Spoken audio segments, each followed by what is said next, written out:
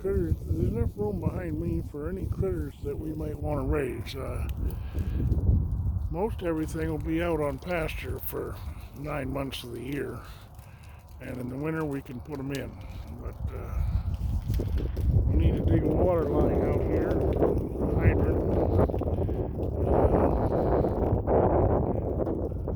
Water collection system off this barn roof. I was just looking at that and just dreaming. And, you know, if you want a homestead, this would be the place to do it.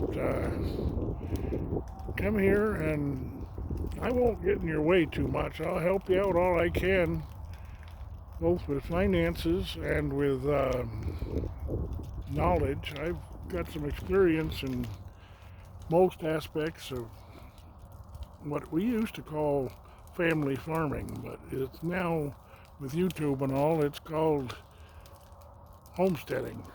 I'll go with the new term. I came back into this country after a tour abroad in 1976, and I lived at a poultry farm of Archie Morris in Henniker, New Hampshire. Archie Morris was born in 1896, and when he met somebody he didn't know, he'd say, "My name's Archie Morris, and I was born in 1896," and it all just kind of came out as that was just who he was. He was Archie Morris, and he was born in 1896. And he taught me a lot of what I know about farming. Not only him, actually, though, because Cliff Peasley was his peer. They weren't quite the same age. Cliff was born, I think, 10 years after Archie. He was 10 years younger. But I drove Cliff's truck up to the auction for 9 years. I drove to Thetford, Vermont, and to the livestock auction.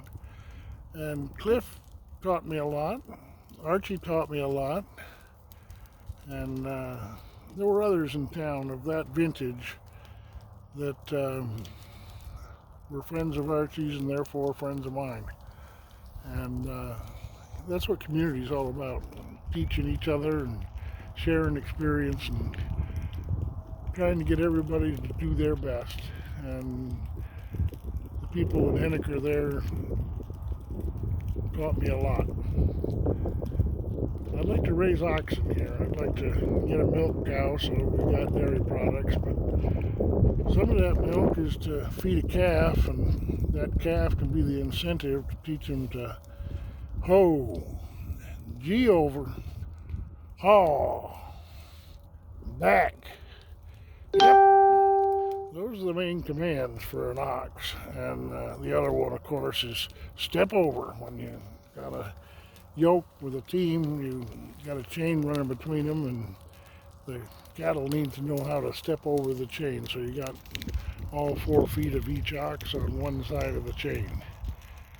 But they'll learn all that in the first 12 weeks, 8 weeks. I like to keep them on a bottle for 12 weeks at least. That gives them the time to learn the commands and to get good at what they do. And then it's just a matter of working them. And the Amish here in this community, the Fredericktown Amish community, don't know oxen. Well, I can't, it's not just Fredericktown. I've talked to people all over all the Amish communities that I go to, and I go to most of them.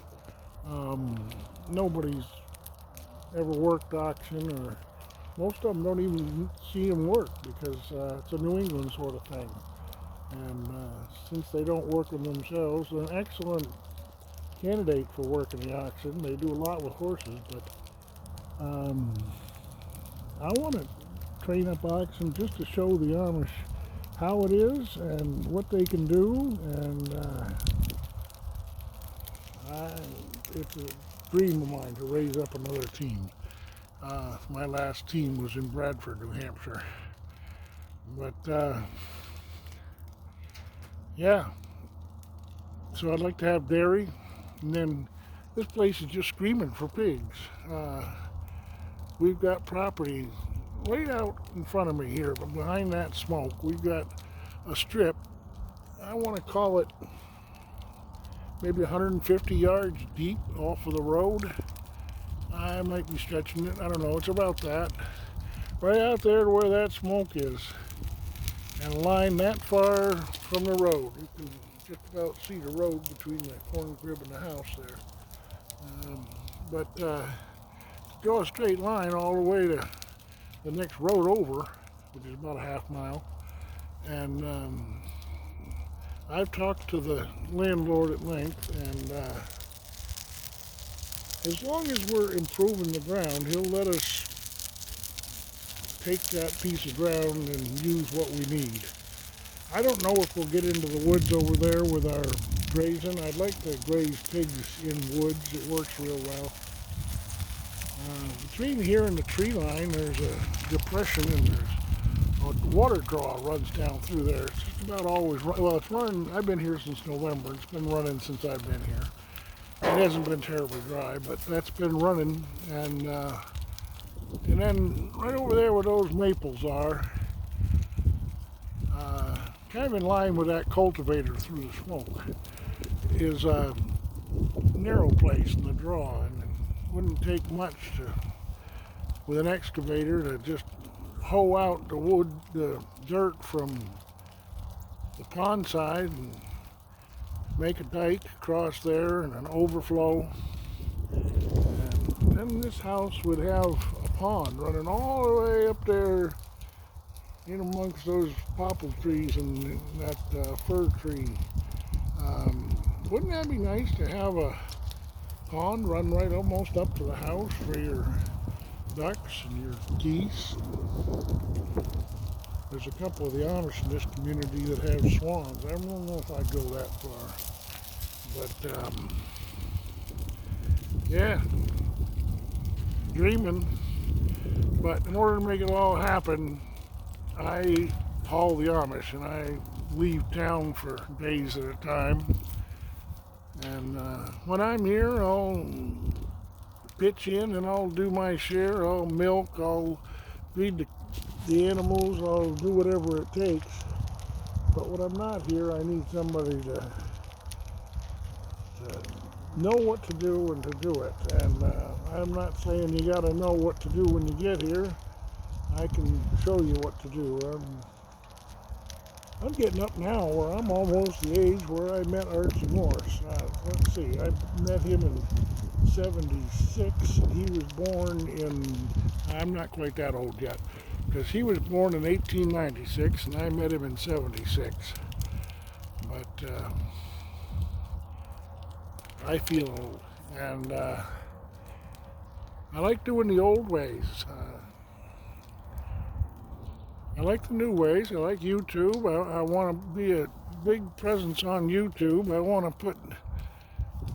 won't be as big as Justin Rhodes, I don't think, but I'd like to get up there in the caliber of maybe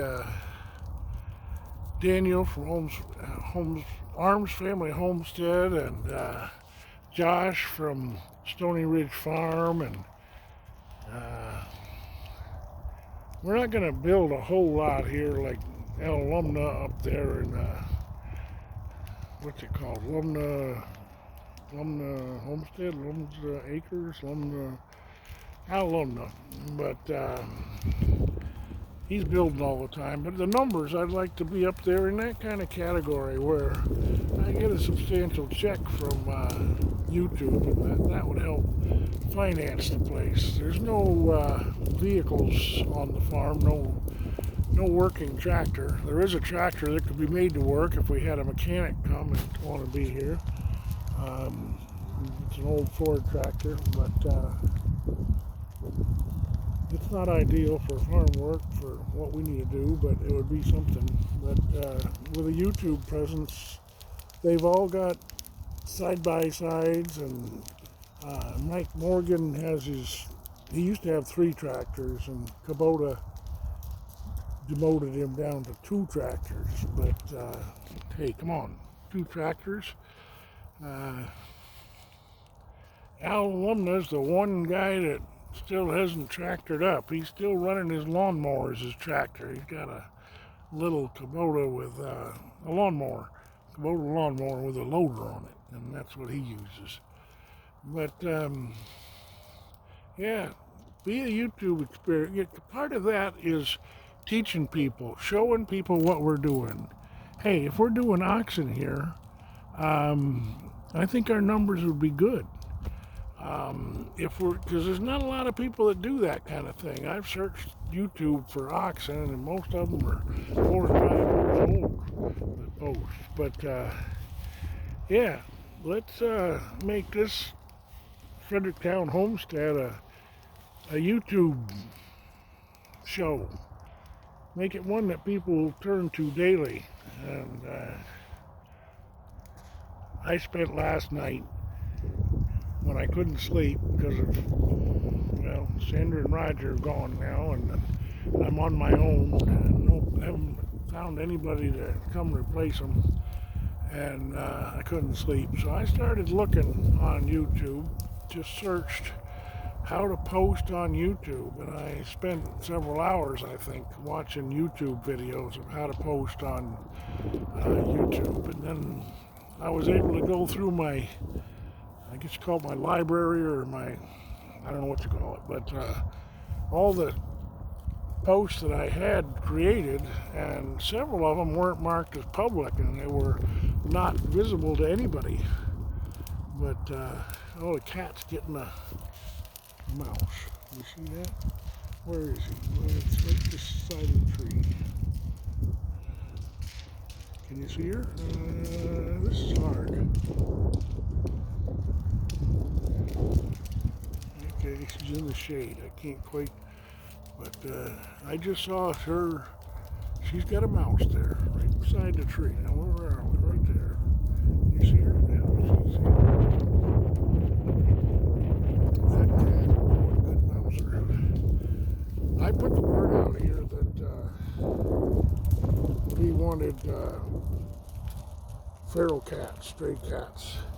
If anybody had extra cats hanging around, that I would keep a food bowl out here, and there's water down there in the creek, and or creek. There's water, and there's food, and there's mice. She cat over there, she just eliminated one mouse, looks like. But yeah, why don't you contact me if you want to join this operation. I've now burnt off a substantial amount of weeds. It's still burning. I thought I was going to go out there for a while, but I see over here on the north part it's still burning pretty good, and then over there there's a few smokes, and the corner's just about finished out over there. But yeah, contact me. jbthemilker@gmail.com. jbthemilker, like I milk cows. I got that moniker when I was milking 104 cows 12 times a week. There are 14 milkings in a week, and I milk 12 of them. The owner of the farm out there in Loveland, Colorado, he milked twice a week. Yeah, so that's the first time I got online, was when I was out there, and I needed a screen name, or whatever, screen name I guess you call it, and I went with JB the Milker, and I got stuck. I used to be JB the Milker at AOL, and now I'm JB the Milker at gmail.com. Google G, the G in Gmail stands for Google. Google and I have had a rocky relationship from the get-go. I was arguably the #1 contributor for Google Earth when Google Earth was still alive through Panoramio. Anybody that knows me from that period knows that I was a picture-taking fool. I was out looking for pictures of firehouses, churches, courthouses, old barns, covered bridges, unique buildings of any sort, any landmark. And I put them all on Google Earth. And then in November of 2016, Google said, we're going to shut down Panoramia. We're going to quit taking pictures. Actually, we're going to quit Google Earth in its entirety. And, there is no Google Earth anymore. It's because Google's the search engine. If you type in Google Earth, you will get directed to a map. That's Google Maps. Google Maps was always the inferior one. Google Earth was in its time, we were the reigning party of the digital mapping world. And I was arguably the number one in the United States on that.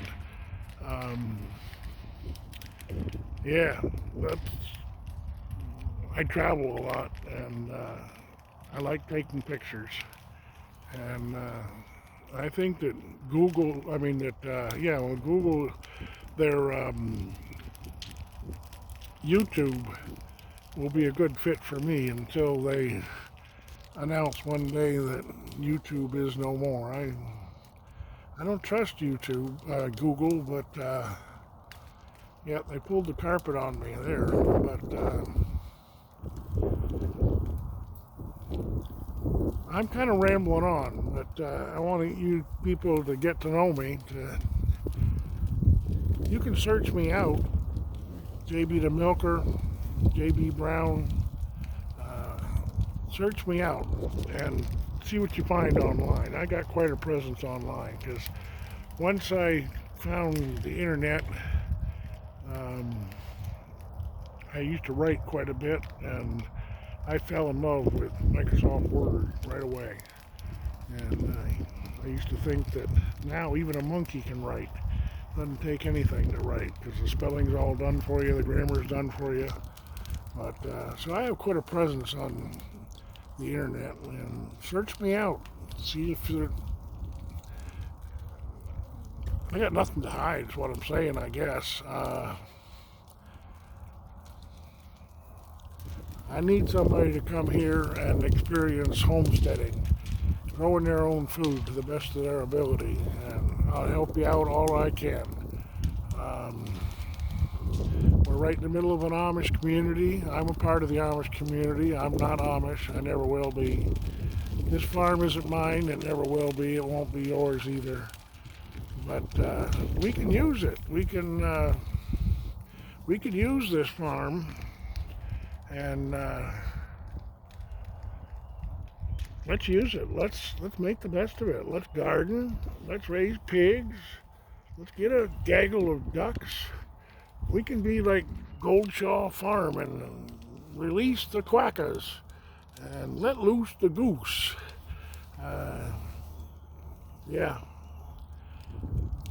So, Fredericktown Homestead, the YouTube experience, the homestead experience, growing your own food, and being as organic about everything as possible. And this won't ever be a off-grid thing because I just paid the electric bill for the month of February. Now, February is, mind you, a short month, but the phone bill for February was $34. That's with electric baseboard heat throughout the house. I think we got 12 in there, maybe. Roger installed them. I went up and got them at Home Depot. But they're installed and they're working. And actually, since spring has sprung in the last week, I haven't lit the fire. I didn't light it last night, even though it got down to 17, and the house was very comfortable this morning with just the electric. $34 was the bill for February. I just paid it today. We're not going to go off-grid. I do want to do some solar. I like it. I want to make use of what we got. I want to do some rainwater catchment. I want to build a pond. But Yeah, we're right in the middle of the Amish community. You see the traffic going by here. Most of the traffic that goes by the house is in the form of horse and buggies. There's very few actual vehicles that go by. It's a nice place to live. I'm definitely a part of the community. Although I'm not Amish, I'm part of the community. I have a role here. Everybody knows me. I'm welcome.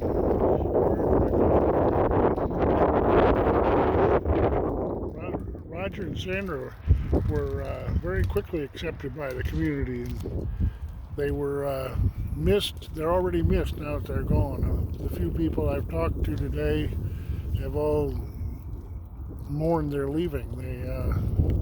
They like Roger and Sandra, and we're revitalizing a farm that's right in the middle of their community that's been empty for 9 years. Been empty for a long time, even before that 9 years. It's never been a really working farm, and yeah, we're here to make it work and to make it look good, make it feel good, make it feed good.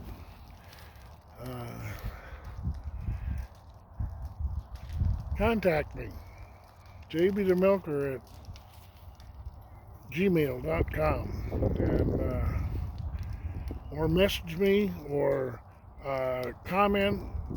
I'll share my phone number, but no, I don't want to put it right on YouTube because I get enough junk calls as it is. But I'm more than willing to share my telephone number. Contact me. The Fredericktown Homestead. Be a part of it. I wish you